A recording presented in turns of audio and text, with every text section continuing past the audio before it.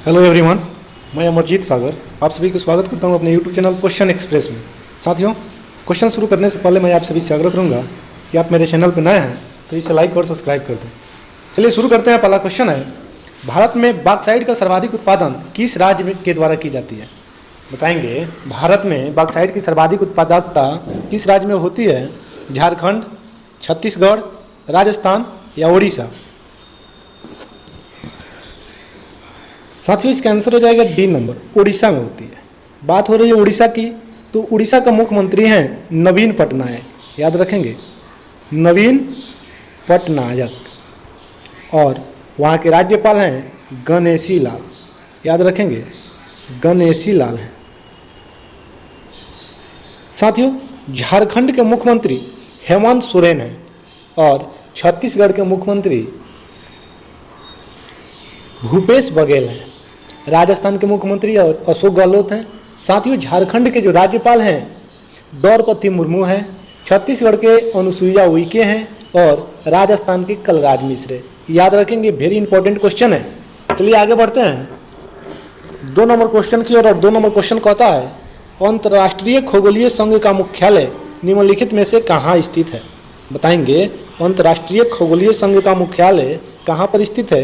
London, New York, Geneva या Paris? साथियों, ये पेरिस में खगोलीय संघ का मुख्यालय स्थित है। साथियों, फ्रांस की राजधानी पेरिस है और पेरिस शहर जो है सीन नदी के किनारे पर बसा हुआ है। चलिए देखते हैं 3 नंबर क्वेश्चन है, अमरावती, हेमावती और काबिनी निम्नलिखित में से किसकी सहायक नदियां हैं? बताएंगे, अमरावती, हेमावती, काबिनी निम्नलिखित में से किसकी सहायक नदियां हैं? कावेरी की, कृष्णा की, नर्मदा की या गोदावरी की? बताएंगे। साथियों, इसका आंसर हो जाएगा 1 नंबर, कावेरी की है।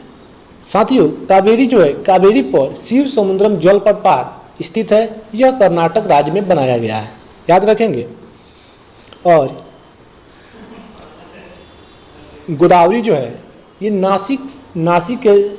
नासिक शहर के नज़दीक एक पहाड़ी से निकलती है। नर्मदा अमरकंटक मध्य प्रदेश से निकलती है। ये भी याद रखेंगे। और 4 नंबर क्वेश्चन देखते हैं, 1937 ईस्वी में प्रांतीय चुनाव में कांग्रेस पार्टी का चुनाव चिन्ह क्या था? बताएंगे, 1937 में जो प्रांतीय चुनाव हुई थी उसमें कांग्रेस पार्टी की चुनाव चिन्ह क्या थी? पंजा, पीला बक्सा, उगता सूरज या चरखा? बताएंगे। साथियों, इसका आंसर हो जाएगा बी नंबर, पीला बक्सा था।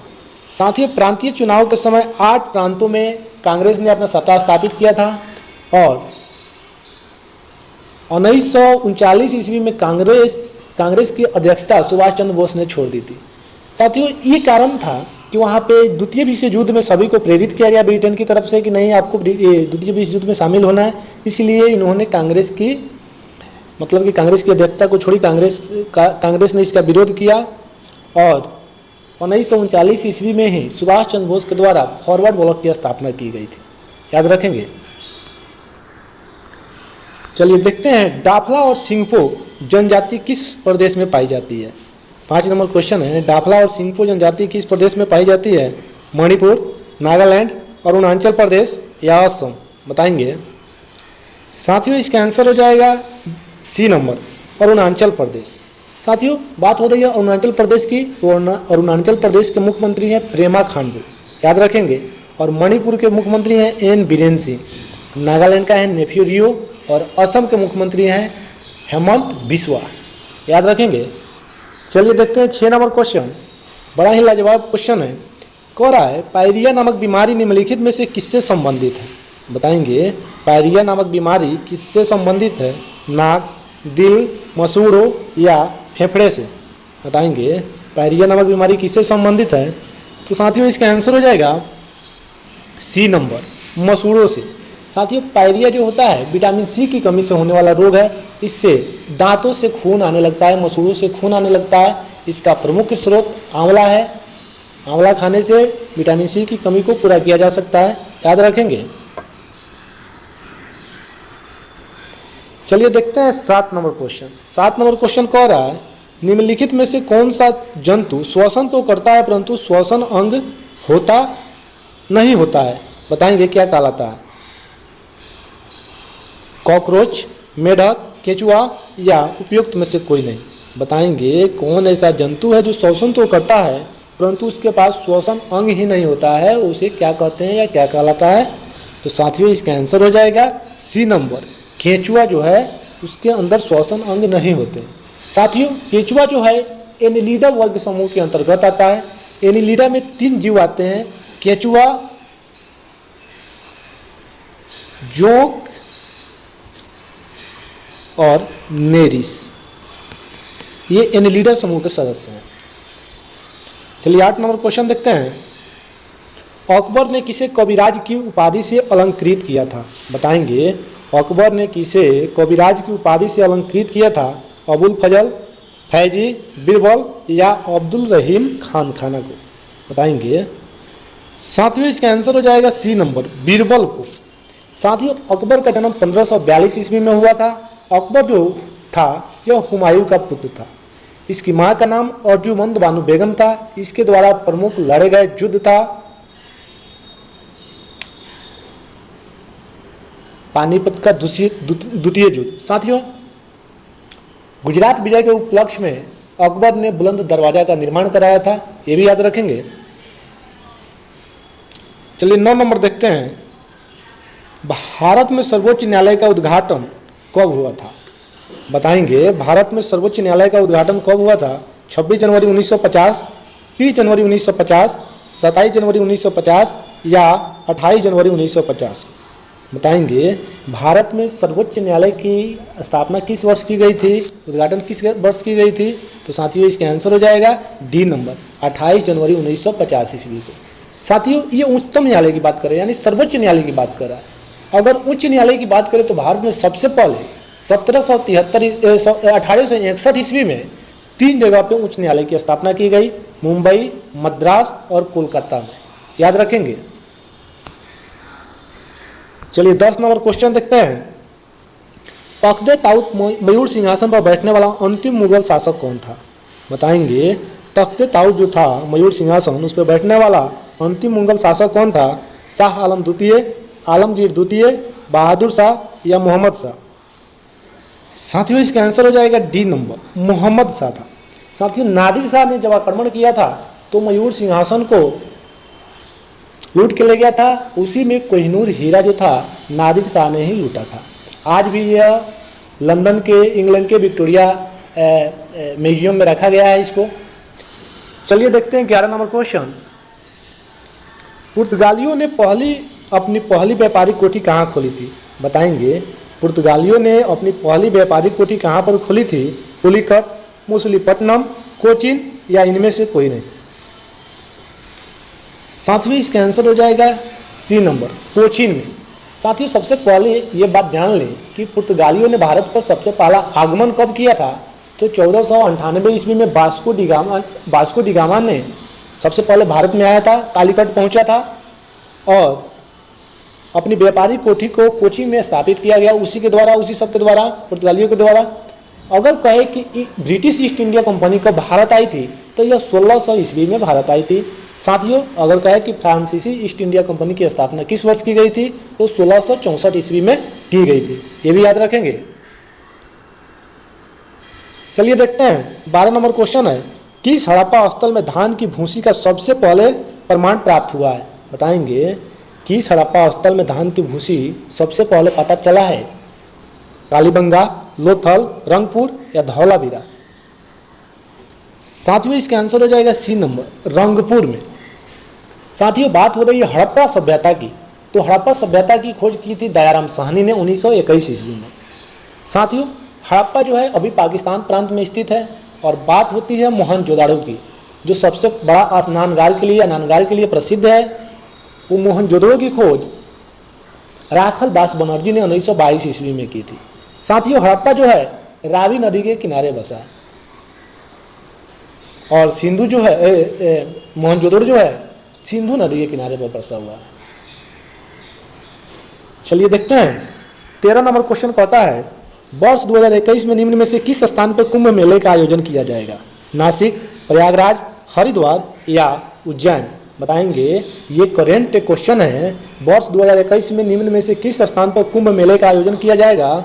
तो इसका आंसर हो जाएगा सी नंबर, हरिद्वार में। साथ ही कुंभ मेला का आयोजन प्रत्येक 12 साल पे किया जाता है और चार जगह पे, भारत में 4 जगह पे किया जाता है, इलाहाबाद, नासिक, हरिद्वार, उज्जैन। चलिए देखते हैं 14 नंबर क्वेश्चन है, यामिनी कृष्णमूर्ति का संबंध किससे जुड़ा है? बताएंगे यामिनी कृष्णमूर्ति का संबंध किससे जुड़ा है? ओडिसी से, कुचिपुड़ी, भारतनाट्यम या कथकली से। साथियों इसका आंसर हो जाएगा बी नंबर, कुचिपुड़ी से। साथियों कुचिपुड़ी जो है आंध्र प्रदेश का एक लोक नृत्य है और ओडिसी की बात करें तो यह उड़ीसा की प्रसिद्ध लोक नृत्य है। भारतनाट्यम की बात करें तो यह तमिलनाडु का लोक नृत्य है और कथकली की बात की जाए तो यह केरल का प्रसिद्ध लोक नृत्य है। चलिए देखते हैं 15 नंबर क्वेश्चन, गेल की स्थापना निम्नलिखित में से किस वर्ष की गई थी? बताएंगे गेल की स्थापना किस वर्ष की गई थी? 1962, 1954, 1964 या 1981 ईस्वी? बताएंगे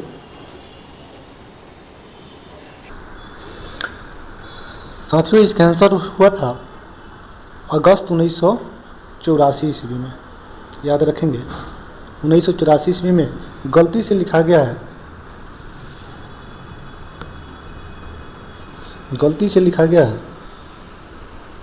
चलिए 16 नंबर क्वेश्चन देखते हैं, अवतल लेंस से हमेशा निम्नलिखित में से कौन सा प्रतिबिंब बनता है? बताएंगे अवतल लेंस से हमेशा कौन सा प्रतिबिंब बनता है? आभासी और सीधा, वास्तविक और उल्टा, आभासी और उल्टा या वास्तविक और सीधा? साथियों इसका आंसर हो जाएगा 1 नंबर। अवतल लेंस से साथियों निकट दृष्टि दोष को दूर किया जा सकता है और उत्तल लेंस से दूर दृष्टि दोष को दूर किया जा सकता है। याद रखेंगे। चलिए 17 नंबर क्वेश्चन देखते हैं, त्रिपिटक धार्मिक ग्रंथ निम्नलिखित में से किससे संबंधित है? जैनों से, हिंदुओं से, मुसलमानों से या बौद्धों से? बताएंगे त्रिपिटक धर्म की धार्मिक ग्रंथ किससे संबंधित है? तो इसका आंसर हो जाएगा डी नंबर, बौद्धों से। चलिए 18 नंबर क्वेश्चन देखते हैं, निम्नलिखित में से लोकसभा अध्यक्ष में किसका कार्यकाल सबसे लंबा रहा? बताएंगे बलराम जाखड़, पीएम संगमा, पीए संगमा, नीलम संजीव रेड्डी या बलिराम भगत का? बताएंगे निम्नलिखित में से किसका कार्यकाल सबसे अधिक रहा लोकसभा में? तो इसका आंसर हो जाएगा 1 नंबर, बलराम जाखड़ का। साथियों 1980 से लेकर 1989 ईस्वी तक इनका कार्यकाल रहा। साथियों बात करें लोकसभा अध्यक्ष की तो प्रथम लोकसभा अध्यक्ष थे जीबी मावलंकर, यानी गणेश वासुदेव मावलंकर जी थे। चलिए 19 नंबर क्वेश्चन देखते हैं, गुलाम वंश के बाद दिल्ली पर किस वंश के शासन का उदय हुआ? बताएंगे गुलाम वंश के बाद दिल्ली पर किस शासन का उदय हुआ? खिलजी वंश, मुगल वंश, सैयद वंश या लोधी वंश? साथियों इसका आंसर हो जाएगा 1 नंबर, खिलजी वंश। खिलजी वंश की स्थापना साथियों जलालुद्दीन फिरोज खिलजी ने किया था। जलालुद्दीन फिरोज खिलजी ने किया था।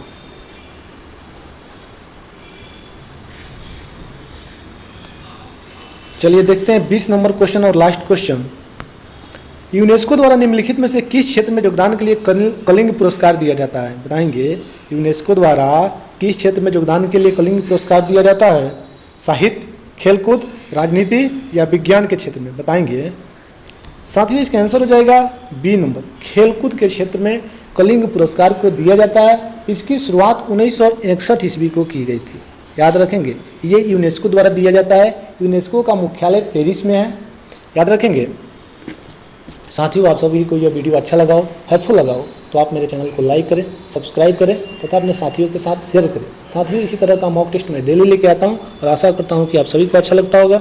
चलिए तो अगले नेक्स्ट वीडियो में मिलते हैं, तब तक के लिए आप सभी को जय हिंद, जय भारत, वंदे मातरम। आपका दिन शुभ हो।